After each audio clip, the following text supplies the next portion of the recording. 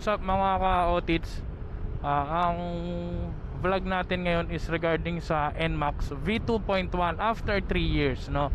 So, ano yung mga pros and cons natin dito sa NMAX after 3 years of usage, no? Ano yung mga ayaw ko at saka nagustuhan ko dito since nakalabas na yung bagong NMAX, no? Yung V3 Turbo.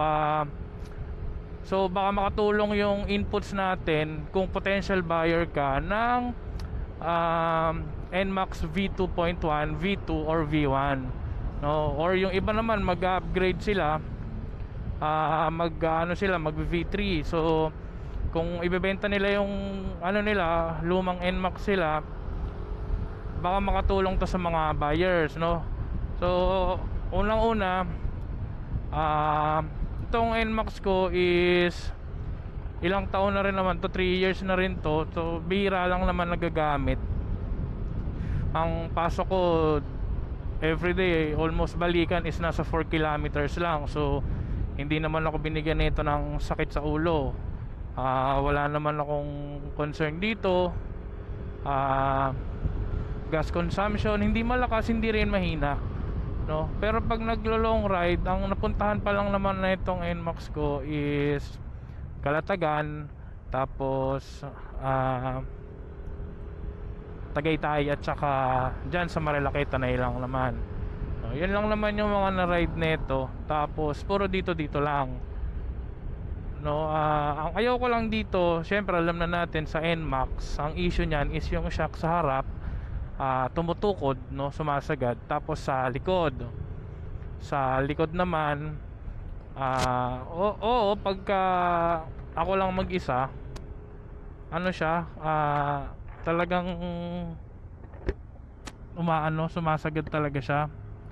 Pero pagka angkas ko si OBR, wala naman ako concern, maganda mag-play yung shock niya, no? Yung play nito pag may angkas is swabe naman. Siguro dahil din sa accessories. Upgrades ko pa lang dito is meron akong dalawang set ng auxiliary light, no? TDD Night Ranger at saka Future Eyes F150. So yun lang naman yung accessories na nadagdag ko. Tapos yung top box at saka side pannier, no? Yung side pannier ko, ito ay binili ko kay Motoworld, no? Shoutout sa iyo Motoworld dyan sa sa North, no? Sa North ko siya binili through online, tapos pinalala-move ko papunta dito sa Moto Market kasi doon namin pina-install kasi nalalayuan ako eh. So sinip ko from North papunta dito sa Libis. So installation doon na rin, no? Ang side panniers natin doon ko na rin binili. GB top box tayo, tapos GB side pannier din. So yun, GB GB all the way tayo. Tapos yan lang naman, auxiliary light. Sa performance upgrade, wala, hindi ako nag performance upgrade. Running on stock talaga siya lahat. Ultimo yung muffler ko, sa muffler ko stock pa rin siya kasi nagsasawa na ako sa sa load, aftermarket. Kasi bigyan lang ako ng sakit ng ulo. Although dati naman sa mga bikes ko dati, sa mga nagkaroon na ako ng Mio na 160, dalawang Mio 160 all stock, tapos 160 na full race, no? Okay naman, mabilis naman, matulin, syempre hindi ka maiiwan. Pero kung dito sa NMAX kasi okay na ako dito eh. May OBR, kasama ko si OBR, may load yung top box, may load yung side pannier. Hindi ako nahihirapan humabol. Though hindi rin naman ako naiiwan. Pero syempre mararamdaman mo na medyo mabigat. 92 kilos ako. Tapos si OBR, hindi naman siya ganun kabigat. Pero syempre pagka kompleto na yung yung karga mo, mararamdaman mo. Pero may power pa rin naman eh. Hindi sa arangkada, hindi lang ganun kalakas.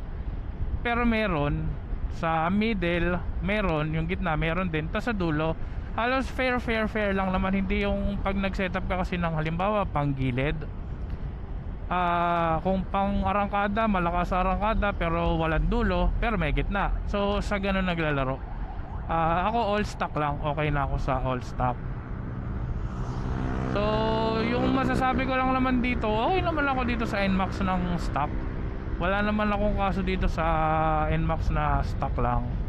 Okay naman siya pang ride, no, pang malapit, malayo.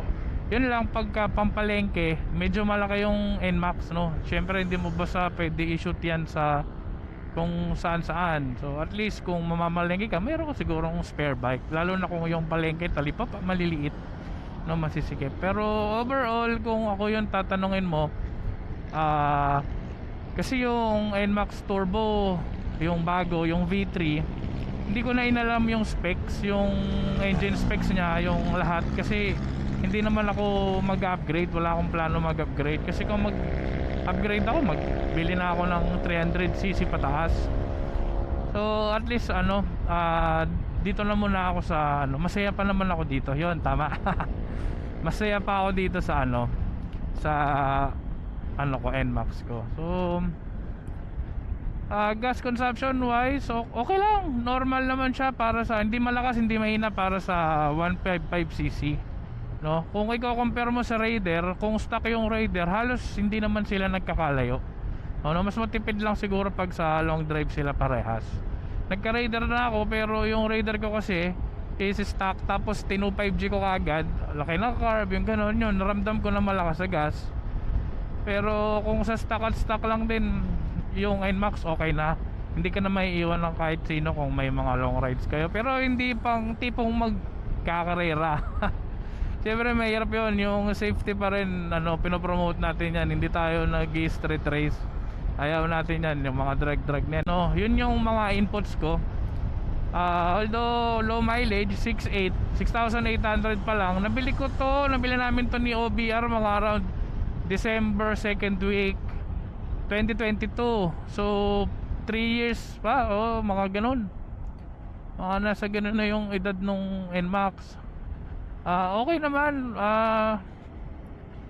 Yun, wala naman akong nakikitang syempre yung yung concern yun dito, yung mga issue.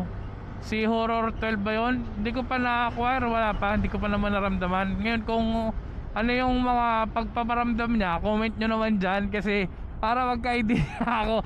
Nakakatakot din kasi syempre baka mamaya nasa Marilake, nasa taas ka, nasa biyahe ka, tas yung pala diretso tirik yun.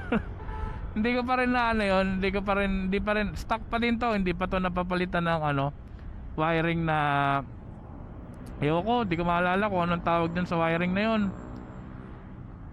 Yun, so all stock pa rin, as in engine stock, panggilid stock. Wala naman akong ibang dito i-upgrade, kundi yung na lang, muffler kung sakali. Pero masaya naman ako sa stock. Wala akong iniisip na bawal dito, bawal doon. So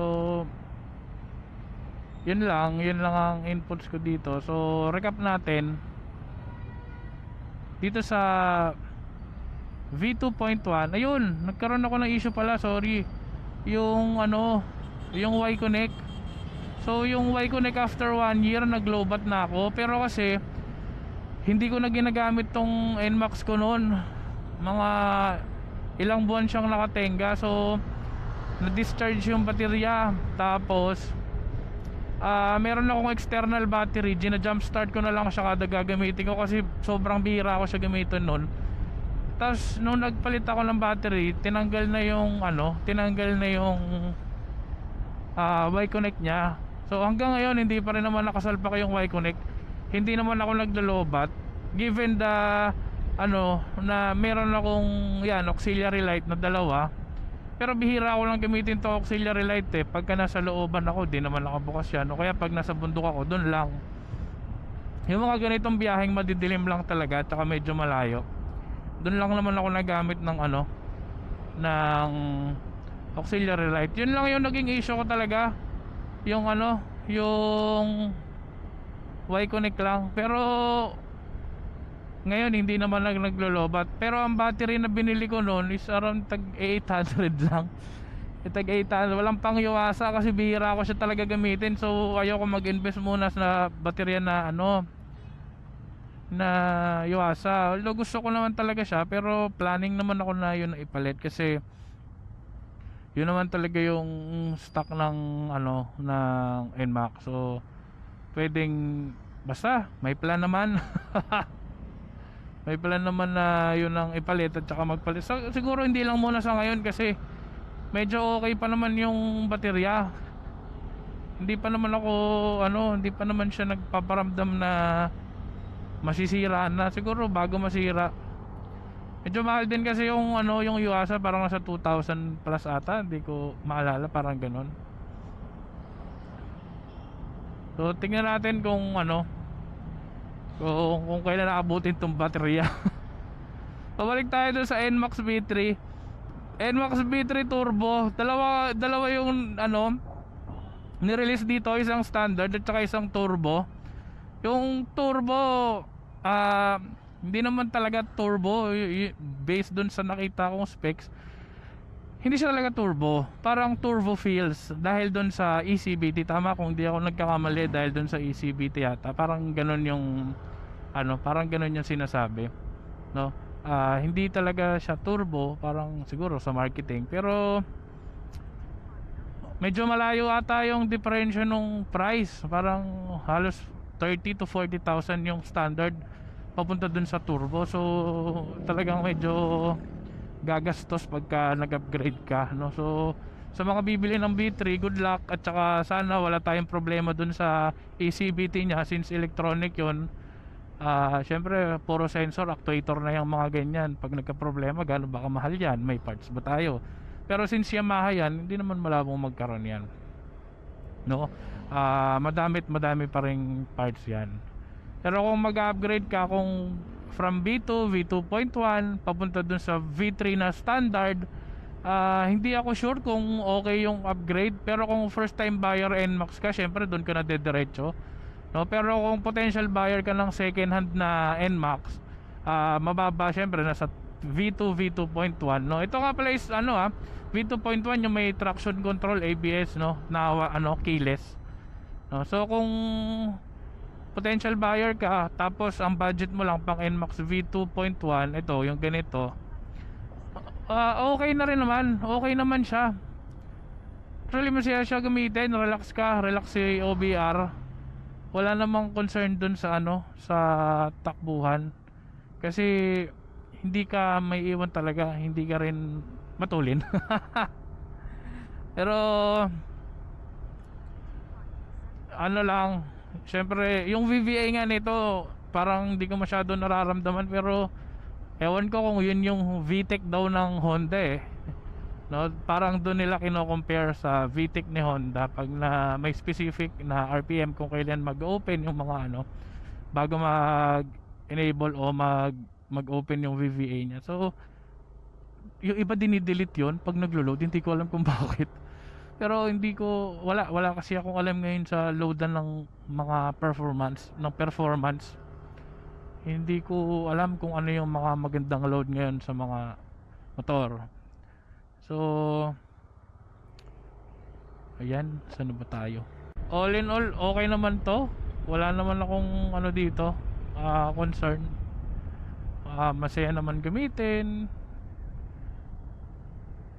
Tignan mo, kahit side mirror ko nga stock pa din, hindi pa rin ako nag-upgrade.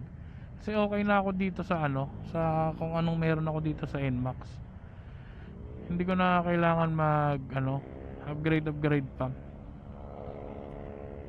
Yun lang naman.